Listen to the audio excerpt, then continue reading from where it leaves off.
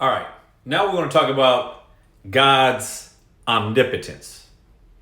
God is all powerful.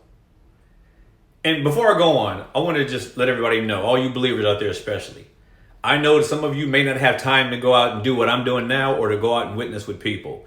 But if you can't, forward this along. Forward all of these along. Follow me, and I'm going to continue to feed you things that you can forward on to people that you love and people that you might not love so much, so they can hear the truth too. So I just wanted to put that out there. Let me do what you might not have the time to do. Anyway, God's omnipotence. He's all powerful. Means that there's nothing he can't do. He can undermine the natural order of things because he is the creator of nature. So he can suspend nature at any point. But if you and do whatever it is he so chooses to do.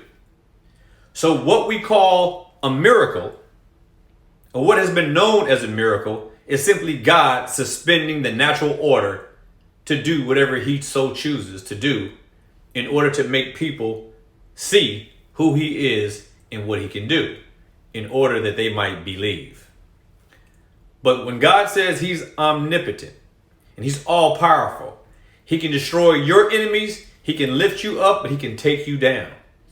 And the thing about his power, as pertains most importantly to this universe, is the fact that he has the ability to turn a sinner from his sins. God has the ability to turn a man or a woman from their sins, because that's what it takes. No matter how much preaching somebody does, it is only the power of God that will save them. A power that he wields at his own will. Meaning this, that if he chooses to save any sinner, he can. And if he doesn't, it's because he doesn't want to.